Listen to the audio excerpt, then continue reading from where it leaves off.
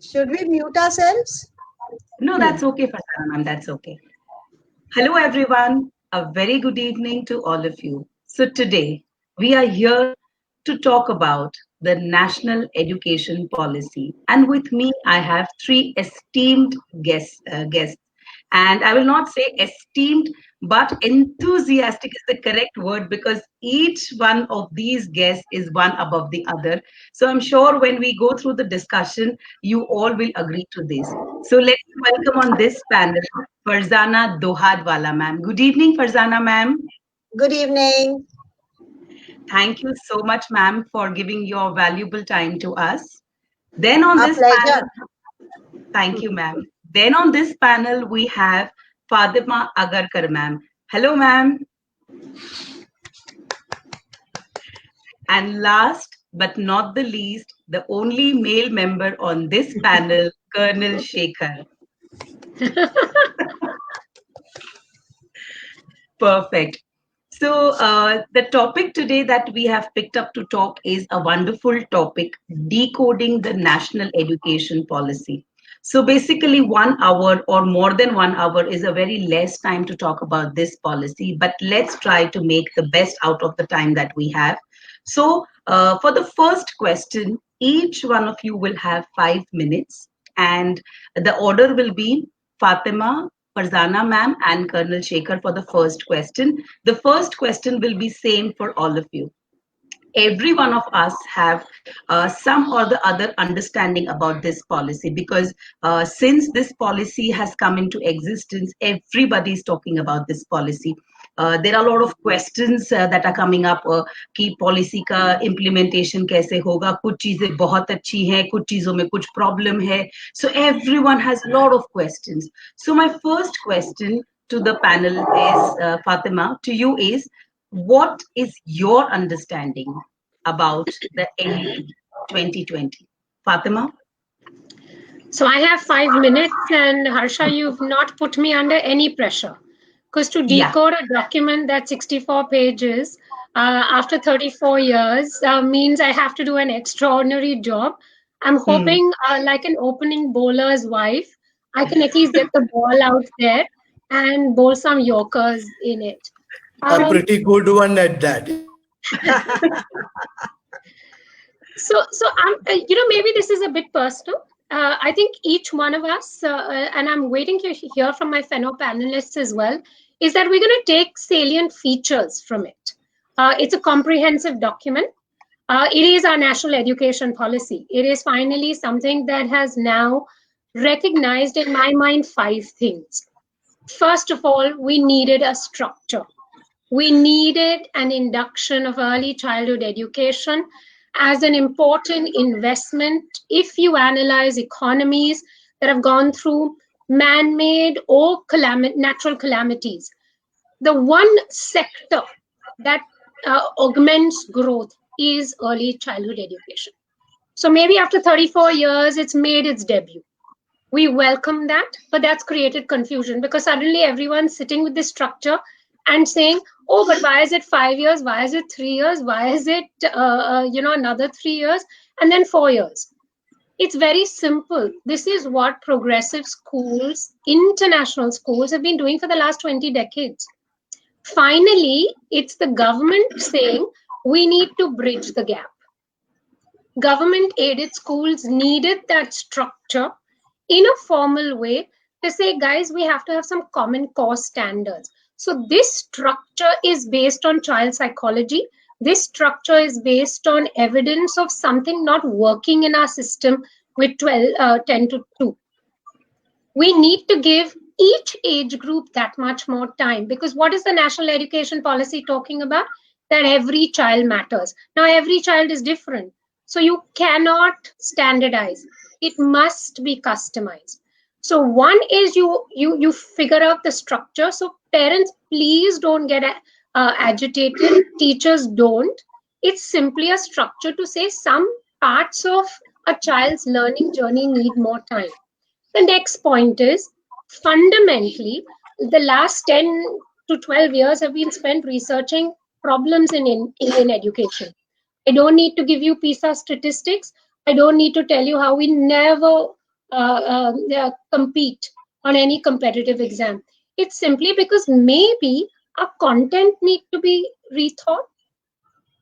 National education policies are policies that are meant to be upgraded every 2 years because the dynamics change, variables change. So this is not a surprise. This is not something that hadn't been done before. So if someone tells me, oh, it's radically different, it's not. It's simply a beautiful, seamless extension. And it's progressive because you have to be. Did we know in 2019 when this draft was circulated, we would be going through a pandemic and we would be talking about blended learning? We spoke about it in conferences. But this reality for 6 months, no one anticipated. So then you're talking about what we're teaching our children. Is it outdated? I'm going to say yes. A large part of it is. It needs a rethink.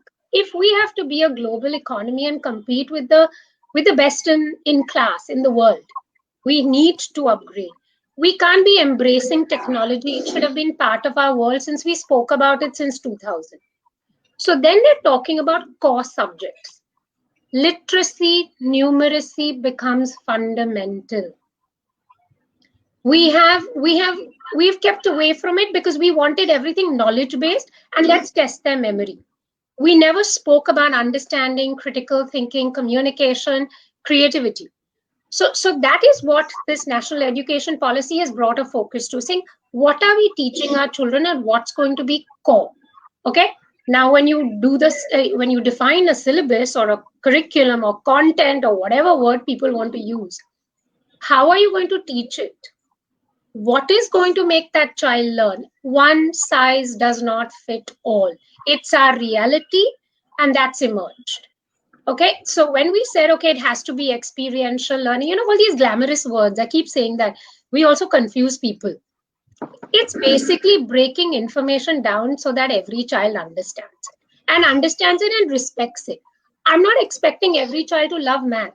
There's that joke, right? One kid has asked a teacher, I have to learn all 9 subjects, but 9 teachers are teaching me. That means you are also not specialized in all the subjects and you're still expecting me to be a specialist. So it's made us think it's child-centric, it's learner-centric. And I know I have to get to the point quickly because I want to hear it from the other panelists. Then it's addressed what's very important to us personally, and I know my fellow panelists will agree, teacher education, recruitment, and in-service training. It is the least respected part of an educational system. True. You believe that once you're a teacher, you're always a teacher, but times have changed. Today, the kids are saying, ma'am, please unmute yourself. We can't hear you. So the children have embraced. We haven't, because we belong to a different era, and it's okay to accept it. And it's okay to upgrade with time. So the last and the most important one is the flexibility, which I think B.Ed has now got. We are finally, as a country, inviting talent from other sectors because we're making it flexible. We're saying, okay, it's 4 years if you've only been in grade 12, and that's all you have. But you know what? If you have a master's in commerce or in humanities, you should be able to do this very quickly because these are adaptable skills. So I think those are the positives. Of course, I'm a sportsman's wife. I'm going to say sport and co-curriculars, big integration. We're talking about inclusive education. We're also talking about vocational subjects for the middle school, which I always believe is a problem for any educational system. Forget national or international, state or private. The fact is that is a big area that we miss out on. That's been spoken about. My only worry is, why was the private sector almost marginalized? They were the ones who spoke about all these things, and they've been doing it. You've borrowed from them, so give them that little bit of respect. And let's face it, 52% is in the private sector. That means their enrollments are more. All in all, according to me, the national education policy has ticked a lot of the boxes. Point is, this is a concurrent subject. Legally, this lies with the center and the state. That means you have to have two collaborative machinery in place to implement it. And I know Farzana ma'am has said this on some webinar. 10 years. Are we being a bit ambitious? Because we'll have to attack it step by step. It's just that we shouldn't judge too quickly. Sorry, but media does play a role in influencing us, because suddenly mother tongue became a big issue. Guys, it's part of our country. We are a country with regional diversity, and that's the beauty. How can that be incorporated? So let's not jump the gun. Let's wait for our states to start implement, or rather suggesting protocols for implementation. Then let's go to war. We don't need to jump. We need to receive information, study it, evaluate it. It might just be too premature for some states. Some states are ahead in terms of implementation. I think we should wait for policy decisions, but I think webinars like this create an awareness, so that in case they're thinking of implementation in a particular way, maybe our feedback, our communication can reach these homes. What's important is a collaborative effort. Now, Harsha, that is a trick, a key. That is what everyone's waiting to see, how that pans out. I hope I finished in time. Yeah, wonderfully put together, Fatima. I must really say that to comprehend that 65 pages into 5 minutes, to sum it up, it's really difficult. But you touched each and every point that was mentioned in the policy. Because since we started talking about the policy, there are a lot of questions that came up. As you talked about the mother tongue, which became a big issue. So there are other questions also coming up. If the audience want to ask anything, I will request the audience to kindly post it in the comment section box. And if we have time, we may definitely pick up that question. So now I will welcome Farzana ma'am. Farzana ma'am, your 5 minutes start now. So good evening, everybody. For me, the NEP has been a step towards freedom in education. I have been in this education vertical for more than 25 years.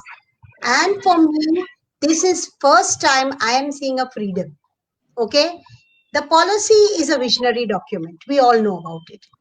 It wants to make India a global knowledge superpower. And so to make it a superpower, I think I'm going to talk about 10 things which they have enumerated in that 64-page document.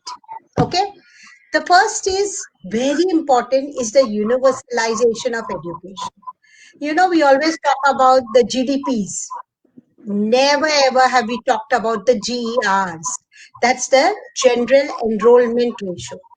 We need in our country, because we are the second largest population in the world, that all our children, at least till middle school, attend school. We have children on the streets not studying. Okay, so that's the first thing. And the aim of this visionary document is by 2030, there would be a universalization of education. Second point is, and it's surprising, when I read it, I was surprised. There are more than 2 crore children, school-going children, who are not in the school system. But now with this open schooling system that they think they want to start, so those who are in far places, or they are in certain parts of the country where they can't reach a school or they don't have a school, they can do the open school. A third point is, of course, what Fatima had touched about, is the new structure. We are going to go away with the 10+2, and now it's going to be, as everybody knows, the 5+3+3+4 structure.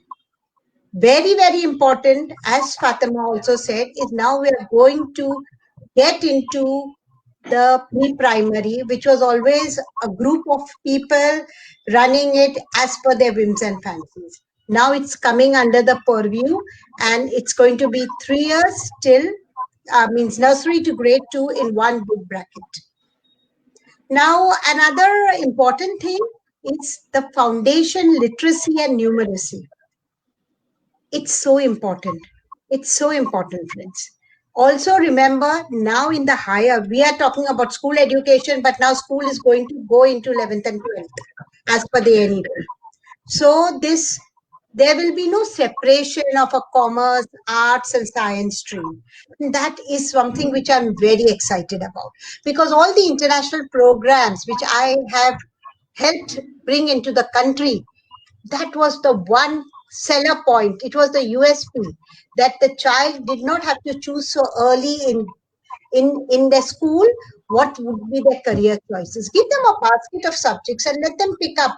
They may think I want to be an engineer, which most parents want, or a doctor. They may just turn out to be a cricketer, or maybe a musician. So give them a variety of subjects. The next point which I would like to talk about is the holistic development. And that's what is going to change even in our report cards. Our report cards were very academic, nothing about the co-curricular and the holistic development. So that is going to be added now. Teaching, you talk of these big, high, lofty ideals of child-centered education. If our teachers are struggling still with the didactic mode of teaching and learning, it's not going to help us. So that's a very big move of trying to bring about a change in the B.Ed structure. I have done a B.Ed, and friends, to tell you honestly, I used to be on the last bench. I was never interested because it used to be so much theory, and I would say, where the hell am I going to put it? I used to attend IB workshops and I used to learn so much more there. So finally, we are going to have some sort of vitality pushed into our B.Ed programs, hopefully. And the last but not the least is, of course, the vocational education, the internships. This is something which international schools always did, of bringing an internship. This is something which is now coming in our national system. It's good to try different careers and then decide I like it or I don't like it, So it's not the parent, and today's child is such a free child. He's getting all these opportunities. So I hope our state is able to implement it in its true spirit and we get a great, great implementation. But it's going to take time. So be patient, friends. Thank you, Varsha. Thank you so much, Farzana ma'am. And very rightly, I really like the word that you spoke, that NEP 2020 is a visionary document. So I think a lot of things to come ahead in our way also when we try implementing this policy. So thank you so much, Farzana ma'am, for those 10 points. Lovely. I'm sure we all are going to learn a lot out of it. Now it's the time for me to invite the only male member on this panel, Colonel Shekhar. Sir, all to you. Right. Thank you. Am I audible? Can you hear me loud and clear? Yes. Yeah. It's always a challenge to talk after two.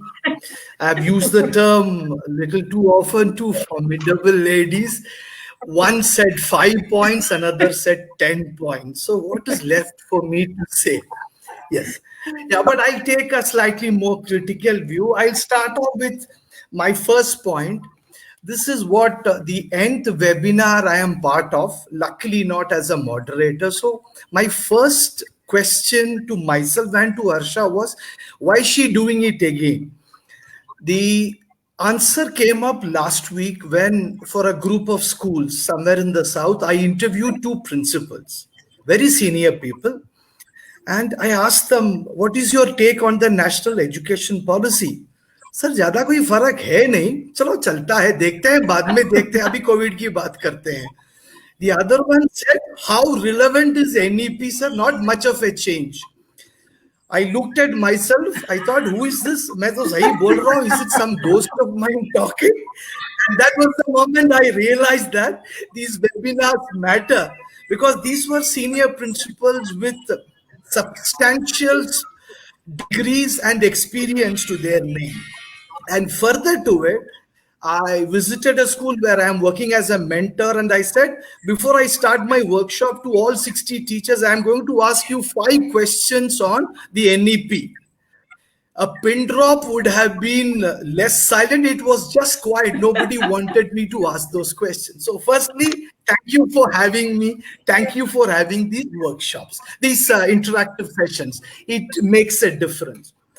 The second part of it is, as you have covered all of it, the army guy in me always talks about execution. We always say that once the first bullet is fired, all your training documents, all your training, everything goes out of the window.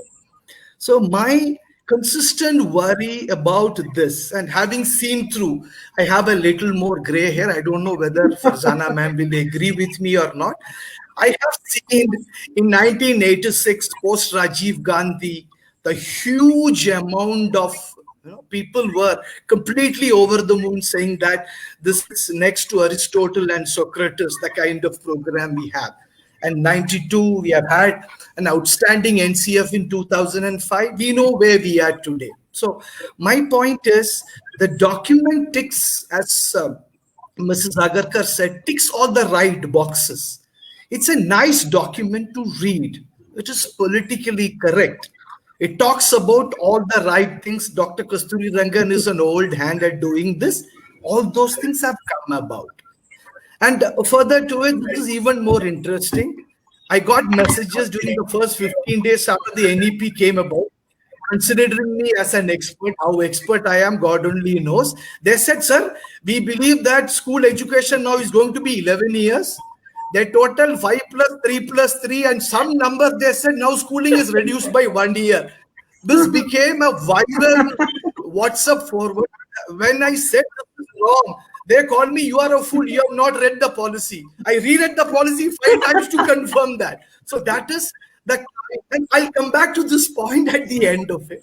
So firstly, other than Riya Chakravarti and Kangana Ranaut, the Indian media has had possibly in the English media about 4 discussions on the national education policy, 400 on Riya Chakravarti. That tells you how the media looks at it. I'm looking at the English, Hindi, Tamil and Malayalam media. They have, so that's one part. So there is a challenge in doing that. The execution part. This is the same India which has to do that, the same bureaucrats. I see a lot of good signs about it, but I am also worried that the backward integration from the colleges, the flexible structures, one more year coming in, to the scholastic structures, and right down to the early childhood. I am thrilled that early childhood has been given the importance. 10 years from now, hopefully the early childhood teacher will be more important than the +2 physics teacher. That's one dream, hopefully will happen. The challenge is clearly the mafia which is on the ground, as eloquently described by Mr. Anil Swaroop. The teacher training establishments in India are a complete mafiostic disaster. We must understand that. And that is where this education policy has focused and used some harsh words about it. Yes, we require all those things to happen. But now, during these present and post-COVID conditions, where states are not getting their GST due, 6% GDP, Goddess Saraswati will think twice before becoming the Education Minister of India. There is no money available. Therefore, coming along with what Fatima said, get the private sector involved. 52% of the students are here. So therefore, the challenge to this policy, beyond what my distinguished co-panelists have said, is the state governments have to come on board, and for which hopefully the national opposition parties will understand that this is one whole where India has to move forward. I am worried seriously together. That's right. Seriously, I'm worried as what's happening in the US. And this is a real live example. You go to the New York Times and check out history books. The state of Texas, the state of California, one is ruled by the Republicans, one is ruled by the Democrats. The same text-making company has prepared 2 different textbooks for history. Can you imagine that happening? Because we know that has happened in Rajasthan. Vasundhara Raje comes, one set. Ashok Gehlot comes, another set. Pan-India understanding that this policy, the concept requires to be what it is. We have to create 4 quality national curriculum framework, and the 250 textbooks must ensure that whether Akbar or Aurangzeb are good or bad, give alternate viewpoints and let the student, through his or her own thought processes, develop it. My worry is that the present system, where if you are pro Modi, you are an urban Nazi. If you are anti Modi, you are an urban Naxal. Does not help. And this is where I disagree with Farzana ma'am. The sense of freedom. The policy tells you you be more free, although the policy also uses must, will, maybe, if possible. I counted 20 and left it after that. So that gives flexibility for the bureaucrats in the state to reinterpret it to their advantage. So pan India, everyone has to agree to it, to implement it with the spirit of the document, work with the private sector, encourage and make sure that the state government schools and colleges, the 15 lakh of them, go ahead. And the last point, to move ahead with the GER. Presently, the GER for higher education I take up is 26.5. We want to make it 50% by 2035. That means over the next 15 years, we have to create one university every week. One university every week. How the heck are we going to do it? So let's now stop considering the NEP as a new bride and now get the bride and the bridegroom to start working.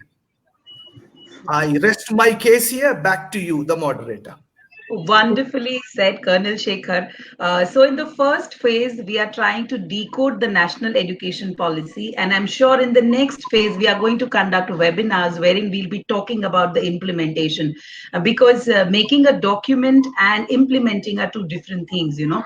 So, I think let's understand more from Farzana ma'am. Farzana ma'am, my first question to you is, you have 3 minutes to answer this question, Farzana ma'am. What changes have been made? Farzana. Huh? She's What very did you say? strict. She doesn't give us 30 seconds more. Okay, Farzana ma'am, my question to you is, what changes have been made in the school curriculum and pedagogy in this NEP 2020? Colonel Shekhar, to start with about the freedom, yes, I still believe that as Indians, we will do something which will become make us a superpower. Let's have that faith. Let's not be very critical, because every time if we are negative, the positivity does not shine into us. So Ma'am, I'm really.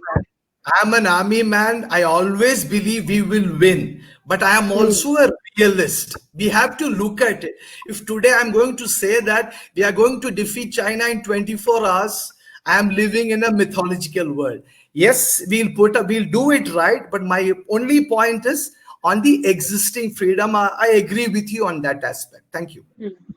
Thank you. So coming back to school curriculum and pedagogy, the first good point that they have brought in is, as we've all said earlier, is that schooling starts from the age of 3 years now. And this is under the official umbrella, not the mushrooming of the pre-primary small classes and institutes. Okay. Now, the important thing is that there are going to be these stages. The foundational stage, where the pedagogy is going to be, that's the nursery to grade 2. The pedagogy will be play and activity based. In the next stage, which is the preparatory stage, that's the grades 3 to 5. Play has to continue, because see, this is one thing which was not very common. I'm not talking about the private institutes. I am talking about the government schools. For them, play was considered as a time pass. So I would really feel that this preparatory stage laid down by the NEP, that play is important, because through play there will be discovery. You know, where are we talking about discovery learning? It happens in international schools. I want it down in every municipal school, because every child can become a star. Every child has the potential. and also activity based and interactive education. Currently, because of the population explosion in our country, we have big numbers, so 60 kids in a class. I don't blame the teacher. There is a didactic mode of teaching. Where can the inquiry come in? So somehow, hopefully, with this teacher training that we hope will happen, they will be able to have some group dynamics in their classrooms. The middle stage, those years are so important. That's grade 6 to 8. Those poor things are lost. They are not babies and they are not board exam years. This is the period for experiential learning. In science, math, social studies, humanities, arts, because this will create that broad platform in the child's mind of what he is enjoying and what should he choose as a subject.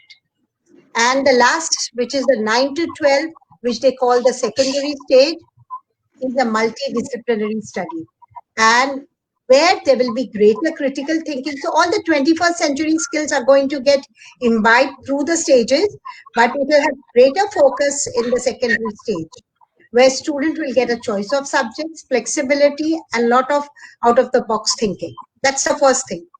The second thing, of course, has been spoken about, and I have got teen mails. Medium of instruction is the mother tongue. What is going to happen? At that time, I quote and I tell them that, International Baccalaureate, the IB, they support mother tongue so much. And they say that if your children, you have 3 mother tongues or 5 mother tongues in your classroom, you need to get guest speakers so the mother tongue development continues. So imagine a board based in Switzerland is talking about mother tongue, and we based in India are only talking about English. Are we still a British colony? Is what I ask everybody. So I think, and many of our children, majority of our children understand the mother tongue. So a science concept or a maths concept, if taught in the mother tongue, it will be in a jiffy, they will understand it. So I'm very happy with this. Another point is, beginning with mathematics, they're going to offer subjects at 2 levels, which is excellent. Because I remember when I did my 11th standard SSE, we had a science at 2 levels, maths at 2 levels. Based on what my career choices I can choose. Why push a child? And why ask a child to drop maths? Maths is important in his life. One other great point which I think and which will help in our curriculum and in our pedagogy is those 10 bagless days in school and internships. This is very important. Again, there is a gap between the lip and the cup. It will, it's been said, it's going to happen. It's now on individual schools, because as a state government, they're going to say 10 bagless days. But what is the school going to do?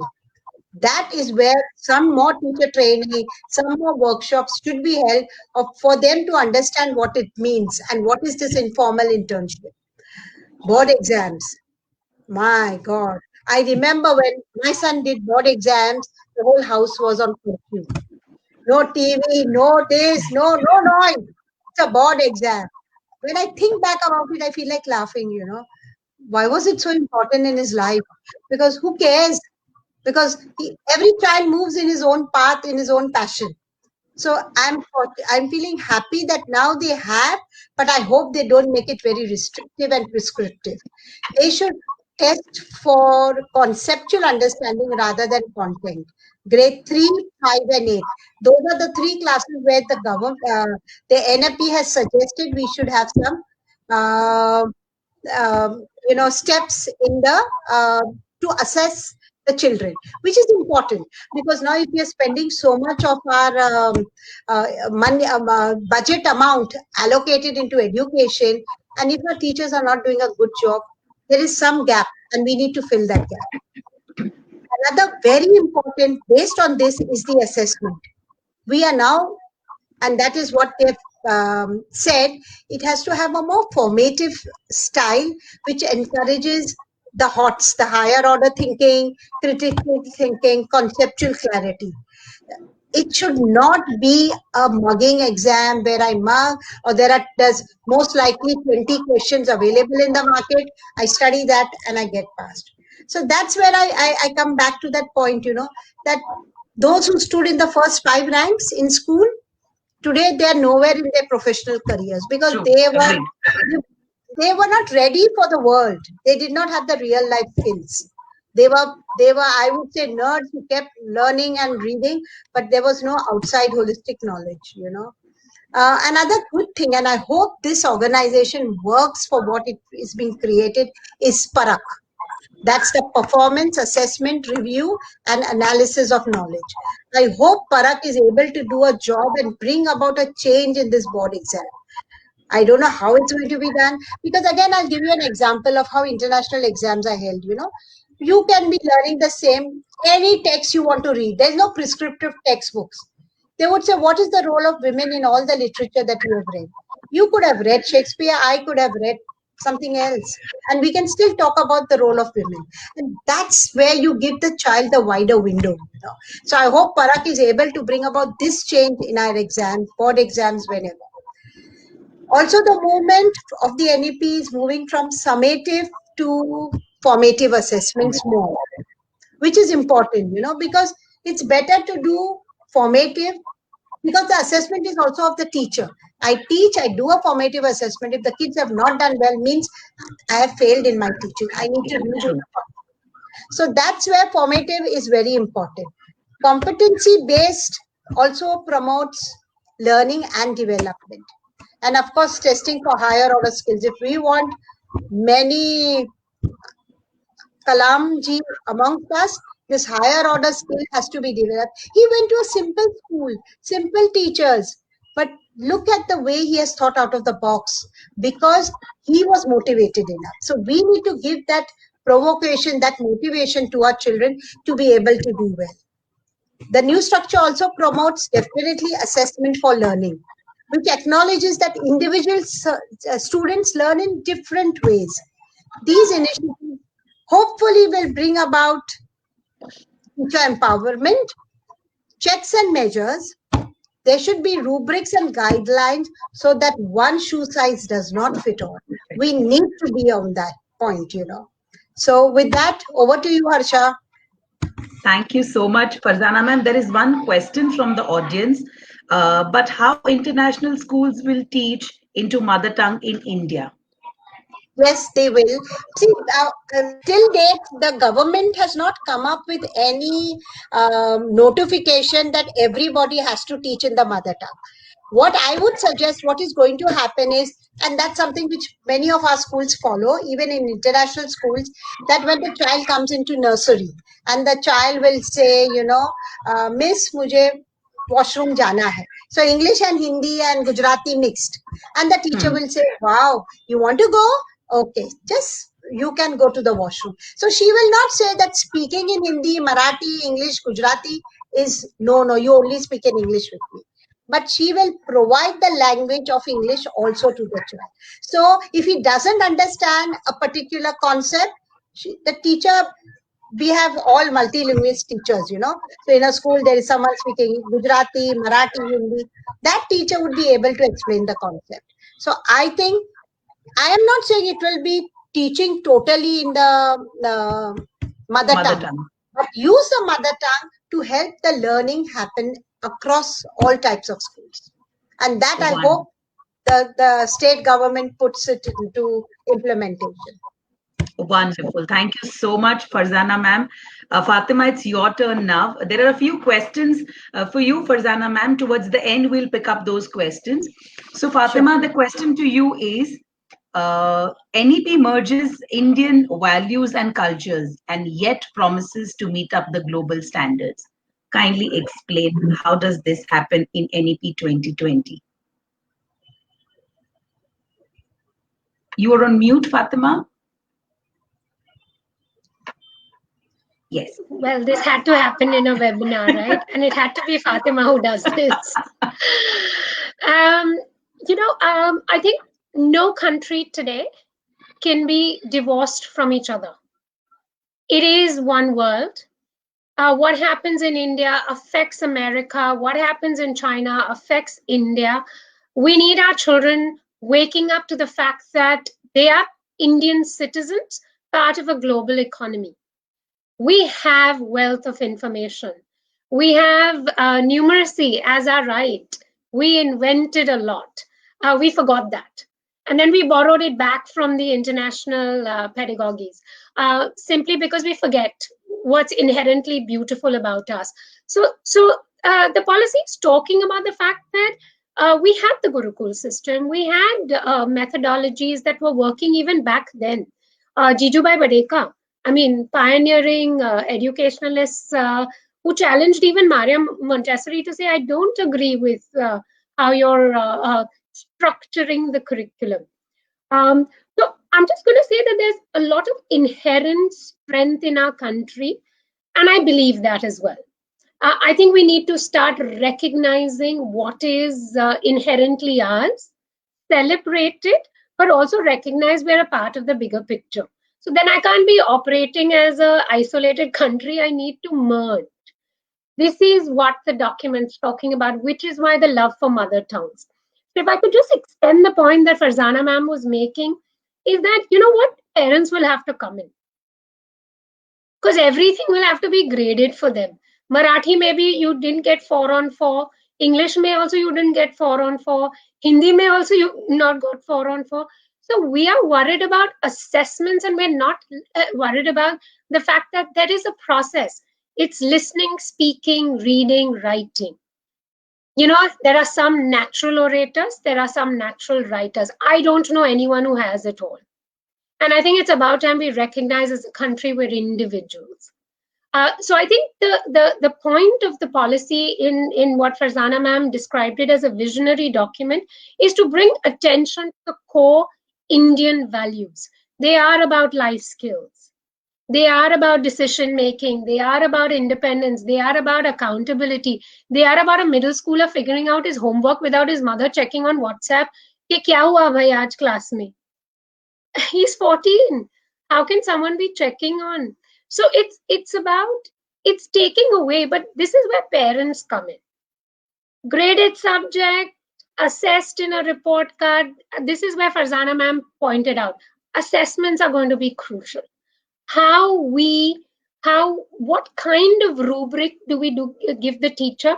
How we orient the parents to understand it's okay if I'm a great reader, but I may not excel in writing. Don't crucify me for that because my skill sets lie somewhere else. So us being a part of the global economy is also about technology. We're talking about coding and digitalization. We have 23% penetration at the moment. We cannot be left behind. If we have to be that global power, if we have to compete, we need technology. And guys, accept it or not, I understand the Delhi High Court today has also had a ruling, private players participate. This is where I felt the national education policy could have put a bit of onus on the private players to say, okay, bring in your experience because you've done it. Help. You know, so where can we be collaborative?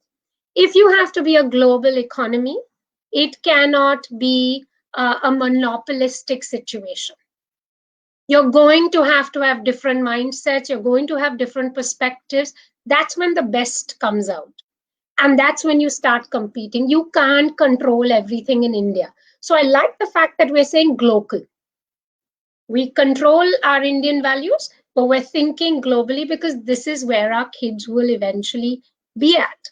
And, Farzana ma'am has beautifully pointed out all the other points. Just, again, the state versus center interpretation. So this is a directive from the center. I may not like it, so I won't put it. We'll have two different states talking about two different assessment patterns. Worrying, because I cannot have two Indians then being assessed differently. So that's the complication. That's why collaborative forces. Shekhar, I'd love to hear your views. Yeah, it's what you have said is provocative, and I'll just add on to that. And I always think that there is something in what you say, and please take my opposite point of view.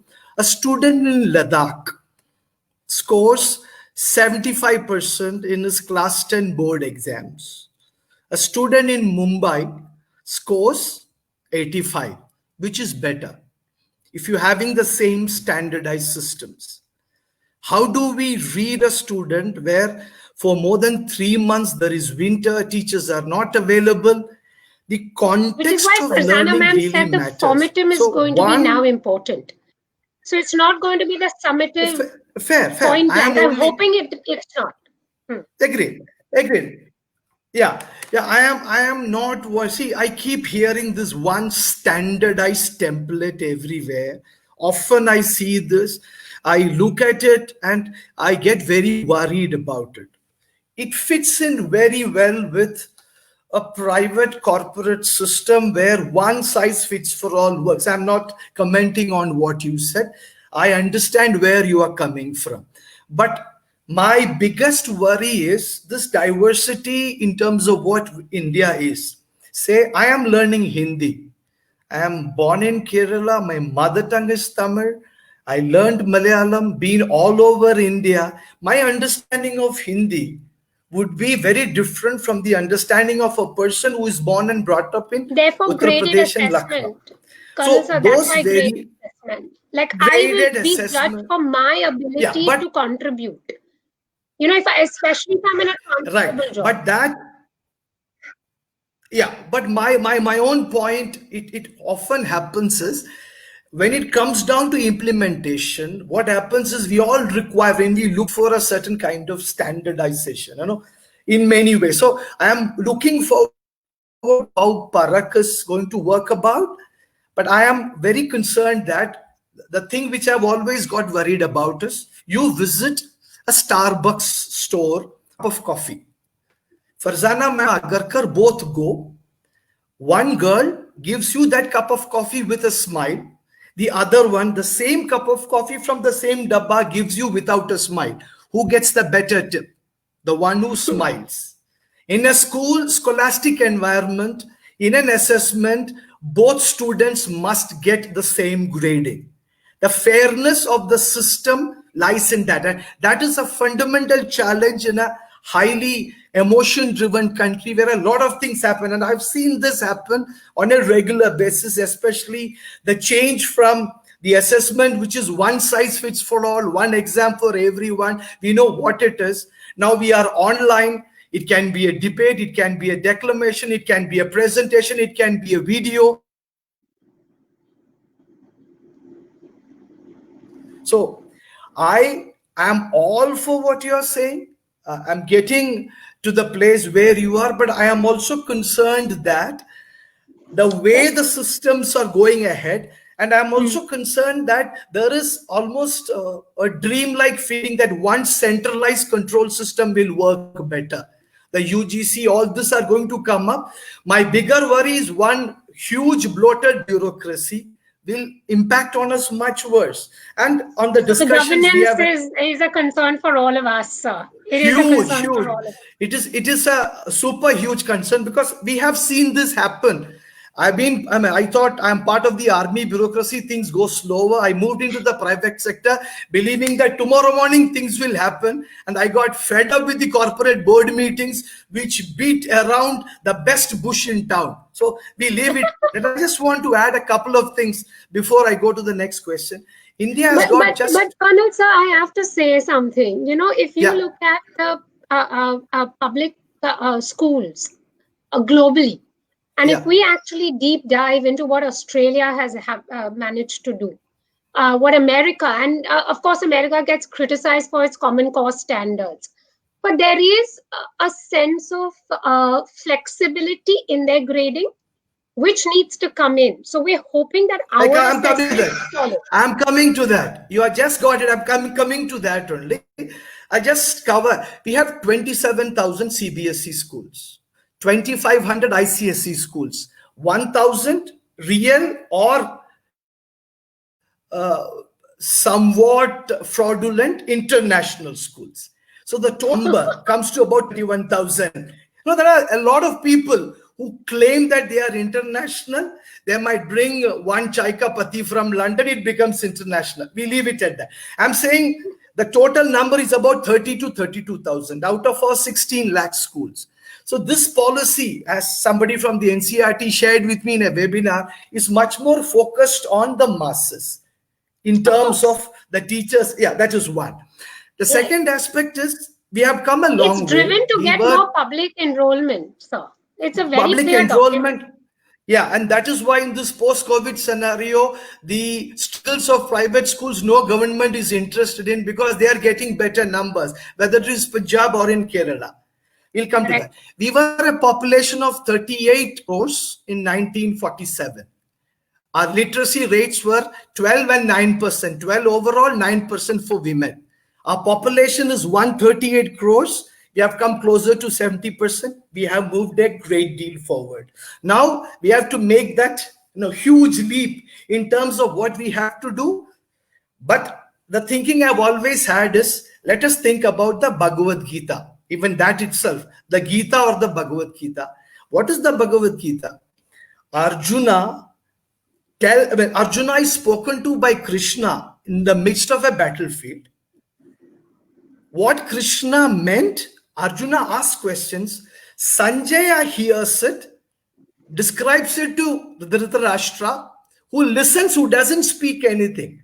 So the interpretations of the Gita are different. So similarly, this national education policy, as long as we get the core of it right, in terms of questioning children, because my big worry is this question, Fatima disagreeing with Shekhar, Shekhar disagreeing with Fatima, is based on one undeniable basic fact: mutual respect. I have enormous trust in what you say. Hopefully you have the same in me. And that is where my final point comes up. In the Indian Armed Forces, within, the trust factor is huge. I'm Colonel Shekhar, I'm an officer. The inbuilt trust comes through, and I'll share a story before I hand it back to Harsha. I was in Sri Lanka. We were moving into an LTT area. I didn't know that. I was a very young. My hair was much more black. I had less of this. So I went in. I was to pick up a bank manager during the curfew time, and he was not willing to come. So I was moving. I had men, about 30 men with me with AK-47s. After I moved ahead, my junior commissioned officer stopped my vehicle and he said to me, "Saab, aap galti kar rahe ho, aage nahi jana hai." I said, "Jana hai." "Saab, aap galti kar rahe ho, jana nahi hai, yahan bahut LTT hai. Nahi jana hai, ye mera hukum hai." "ठीक है साहब, आपका गाड़ी पीछे रहेगा, मैं आगे जाऊंगा क्योंकि आपकी जिंदगी हमारे से भी ज्यादा इंपॉर्टेंट है." Everything went well. That concept does not exist in the civilian street. No offense to you, even more so in the academia. Fatima Agarkar is my principal. I disagree with her, but if she passes an order, I have to implement it as long as she doesn't tell me to do rape or murder. Our problem is that Fatima, the principal, has taken a decision. Shekhar, the person, does not like it. I become the greatest passive resistor this side of Ganga to ensure it doesn't happen. So there are multiple vested interests into this system, which have, if you see how our quota story was torpedoed, quota in the Ramaswamy committee, 20% of class 10, 30% of class 12, 30 and 20 and 30% of the entrance as well as aptitude tests. It was wonderful. The quota lobby came in, and finally what we have, instead of one exam, we have two exams. They started making double the money.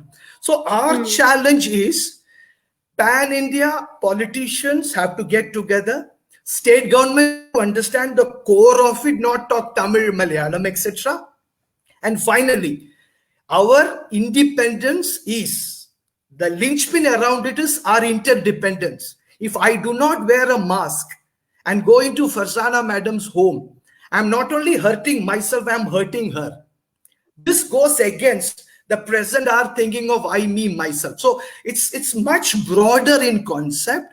I believe in the goodness of the policy, but I am extremely concerned as to how it will get implemented in terms of the fierce resistance the structures would have, because there is so much in it for them to continue in the same existing manner, because that is what has given them results.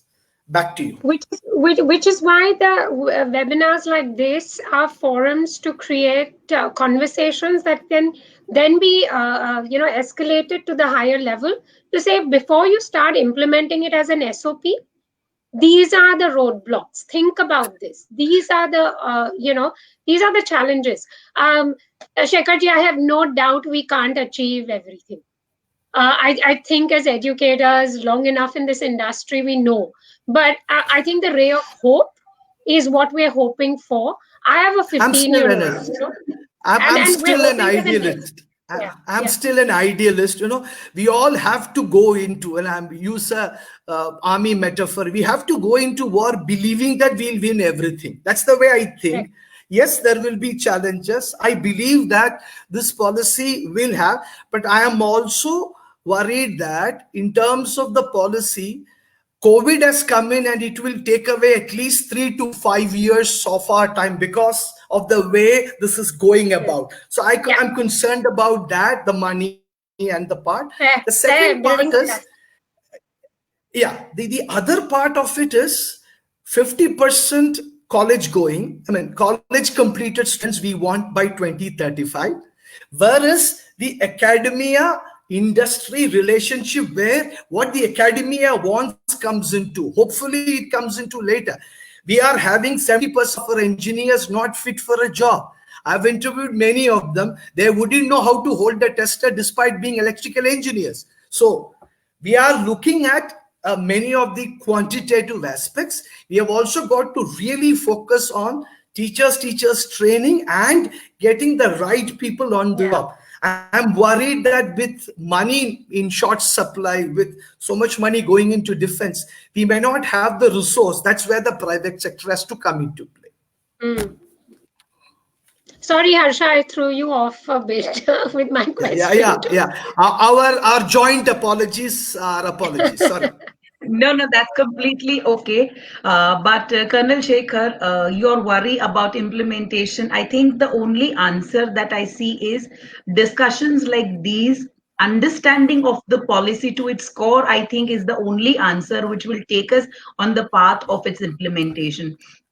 Because you read the policy for one time, you read it for the second time, you read it for the third time, there is a difference in understanding. So I think forums like these, discussions like these will definitely create awareness and will touch on some points which will keep the people thinking. So I think that first... I just want to add one point. Yes, ma'am. In 34 years, we did not move. So now that we've finally moved, even if we were to come, we are able to do 30% of what the policy is dreaming to do, we are still better off. Exactly. Rather than nothing, we have something in our bag. That's the positivity in me that looks at kuch to hoga na. Yes. And Farzana ma'am, let me tell you that last week we just had a meeting of a few educators, and I will not, feel shameful to tell that we were 15 educators who were talking internally in an internal Zoom meeting. Out of 15, 12 educators mentioned that they got to know about कि policy जैसा कुछ होता है. After these kind of discussions, earlier they are in this profession since 20 plus years, but उनको अभी पता चला कि policy जैसा भी कुछ होता है.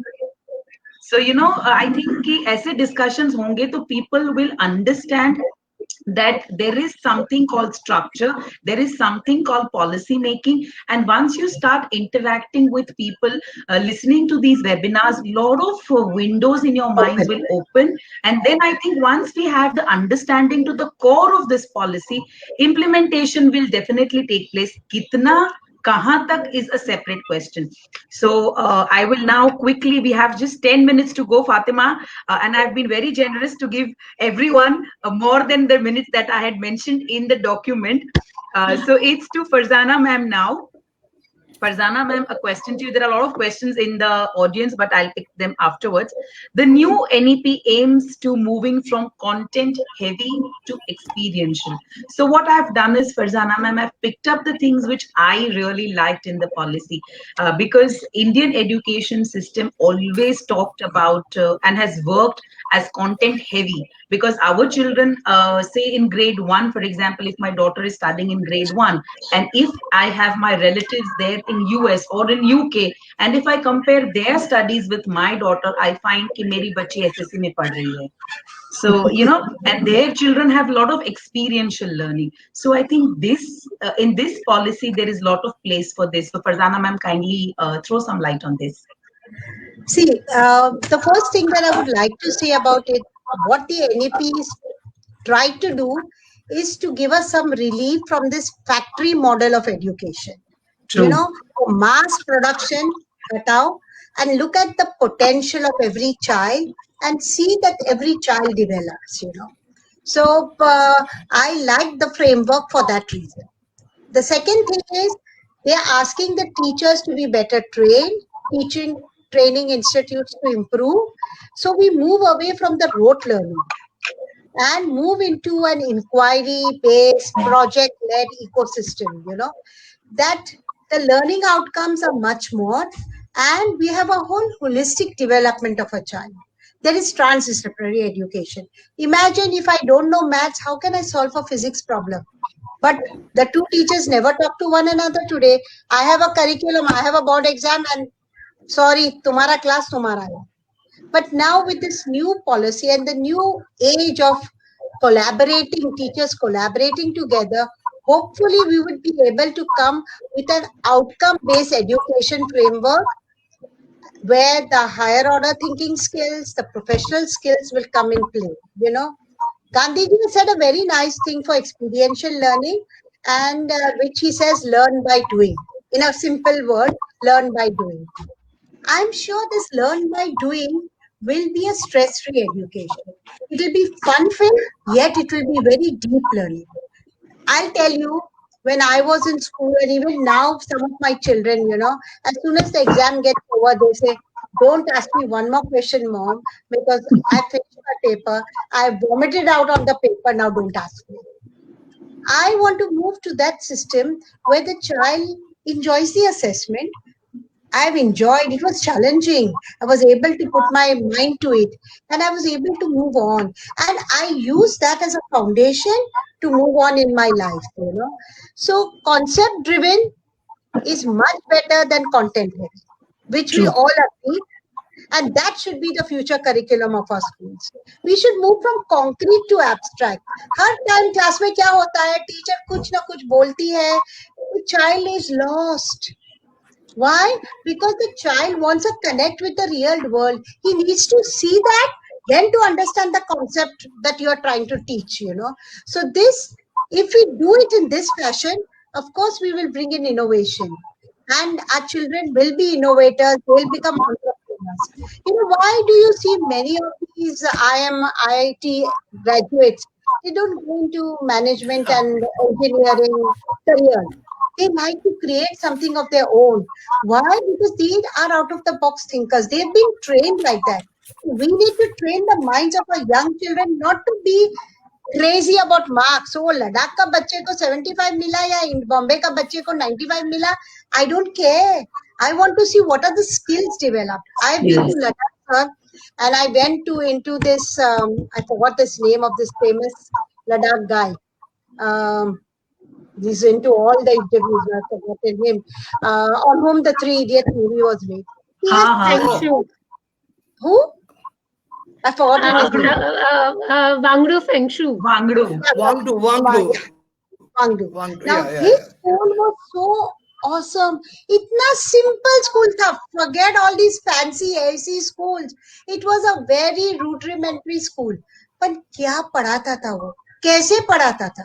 The children were making their own solar cookers. They converted an old car into a lounge. You know वो क्या क्या चीज बच्चे के पास कराता था. वो ice stupa बनाया, बच्चे ही कर रहे हैं. He is guiding them, but he is facilitating them. So that is where we need to move our children to, you know. And I'll just give you an example that you know how teaching should be in traditional schools, and this has been happening.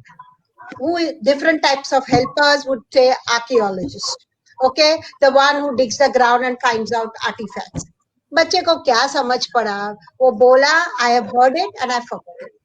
But now if I do an experiential learning in my school, I dig up a pot or one part of the ground and कुछ old bangle कुछ डाल के मैं उधर रखूं, and then the next day they say today we are going to be archaeologists, and they go and dig and they find camera snap.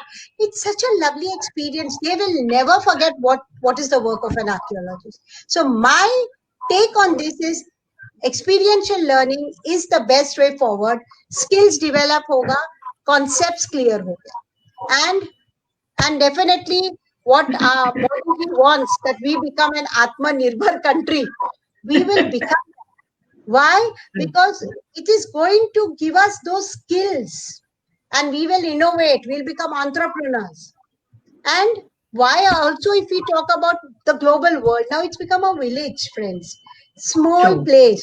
So we need to learn various languages, become multilinguals. We need to be able to think faster. Why are we doing, our engineers are doing so well in America?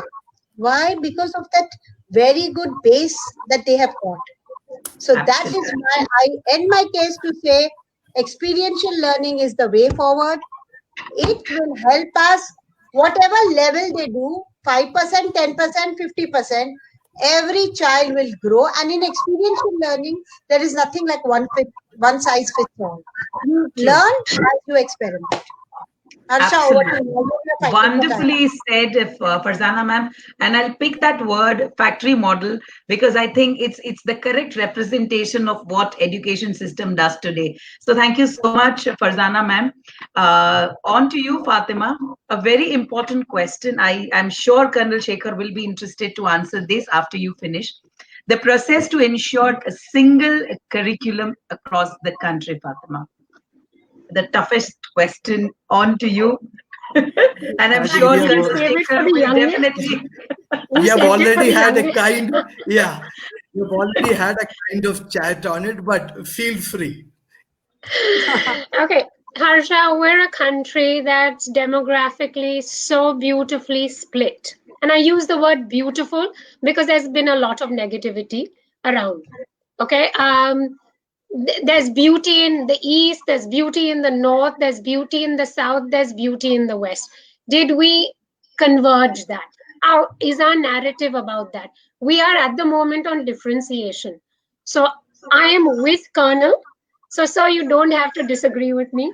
A standardized model is not progressive. If you have to look at competitive market forces, and I keep reiterating that point, to remain progressive, you need competition, healthy competition. It cannot be about monopoly because you will stagnate. You will then just do what is put out there. Plus, our resources are different. Our IT capabilities are different. Infrastructure is different. So please don't judge me if I'm in Ladakh and I'm in Mumbai. True. And I've had a child from Chandigarh tell me my only point in the spell bee was I didn't pronounce it like the Mumbai kid did. That's right. Yeah, I'll add here, if Nelson Mandela comes and becomes a teacher in India, his accent will be questioned and people will say he's not good enough. That's how we think about it. Yeah, so I think we have to be realistic, Harsha. We cannot have a standardized curriculum. We have to have a differentiated approach. And why not? One size does not fit all. So why don't we allow, the resources that they are? And there's some very good schools doing what they are. Why is it that everything has to be like a Common Core? Common Core standards are for benchmark in terms of where we are as a country. common core standards are not in bringing everyone together, because we can't. We're not producing an iRobot movie. We're producing the citizens of the world who will, honestly, with our population, we should be controlling the world. So how do you nurture that? How do you empower that? By letting them be, like Farzana ma'am said, like Shekhar said, assessments have to be different. So please, this common curriculum is a beautiful thought on paper. Non-implementable, cannot happen, will not happen. It will delay progress for us as a nation. Plus, I have to understand my needs and my means. So I think we all have to work towards that. Yes, the only thing is teachers need some sort of support, and that's where I hope the private partnership happens, where all teachers are able to learn and then implement in their own way. That's my only, and I think there are lots of organizations doing very good work already. See, that's not being narrated in the media. Everyone's out to criticize. So I think somewhere, let's move away from this standard curriculum. It's kind of a wish that you blow those candles and then know that it'll never happen. Wonderfully said, Fatima. I was just looking at a few questions if we can pick up, but we are running short of time. I think for arranging webinars for NEP, I think we should pick up one topic and talk about that particular topic for an hour. I think only then justice will be given. Otherwise, and maybe you should not have all three of us together, because we love talking. Wonderful. So, Colonel Shekhar, it's your turn. I'm quickly I'll quickly go through. Before you do so the that, question, please go ahead. So the question to you is, sir, that NEP is learner-centric. So how do you look at it? Agreed. If the answer you have to make it short, it is simple. The question is how learner-centric we want to make it when we are teachers and educators, how we want to. So I'll quickly cover some of the comments which I see. NEP implementation, Rinku Shah says, once grading comes, competition starts, display of boards, etc. The point we have to understand is, as Fatima said, an element of competition is essential. There is no doubt about it. We require to understand that part of it. The other issue in terms of learner, the teacher, the guru of yesterday became a teacher, then became an educator, then a facilitator. My term for the teacher today, he or she has to be a learning curator. A learning curator who looks at things, information is available. How that information, how true it is in some aspects, how factual it is in a Facebook, Apple, Amazon, Netflix, Google Media, where the value for is what the tech companies want you to do, while education by definition wants you to be reflective, think through what you are doing and come up to what is a decision which you have thought through. So the technology is sometimes a challenge, although I agree with what Fatima Agarkar said, that technology is here to stay. Otherwise, we wouldn't be speaking like this today. Second aspect of it is that almost all the searches in Google, we do not go beyond the second page. 92% of us do not go beyond the second page. Hardly 3% go beyond the third or fourth page. And if you read that, the first few pages, 62% of all your searches go back to Google, where they make more money. So the question of making it learner-centric fundamentally lies with the leadership group and the teachers. And we come back to the old chestnut, how well teachers are going to be trained. 60 hours was what the previous policy said. They have made it 50 hours. Even that, in a post or present pandemic world where will we get the money, etc., from is a question. And one specific rider to all my answers, since I found that all three of you are so pro policy, I thought I will wear the hat of a devil's advocate so that to make the discussion that much more interesting. So therefore, then only this conversation will have some energy. Otherwise, Shekharji, you have to be the odd man out. yeah, I am the man in the midst of three formidable women. Do I have a choice? I don't. I don't. I'll end it with how I look at it in terms of how it has to be, and I'll take a cricketing metaphor. Mansur Ali Khan Patardi became India's youngest captain in 1964 in the West Indies. Then he captained India. We were 2-0 down, and he made sure we won the next two test matches. We lost the last one. He retired because he said, I am not good enough. That's remarkable. And that's something from the sport which I have taken it a great deal. He said, I am a great leader, but I am not going to take my position in the team as a batsman. And please remember, this gentleman had one eye gone, and he used to see two balls when he was batting, and he used to take the inside ball to be a player. It's a remarkable story. Mansur Ali Khan Patardi, if you read whatever in terms of leadership. So therefore, what I look at is there is a lot to be done. There is a lot to be learned from several other sectors. We require to go out of our existing very insular boxes academia tends to be in, integrate with whatever else we are doing. If it has to be learner-centric, you require to focus on what the learner, from home he comes to school, is he school ready or foundation ready? Ananda, Jityasa, Sadhana, Shraddha, the Ananda of learning, the curiosity of learning, the Sadhana of learning, and then going beyond the Guru. Then we make him college ready, citizen ready, job ready, livelihood ready, life ready. It's a long process.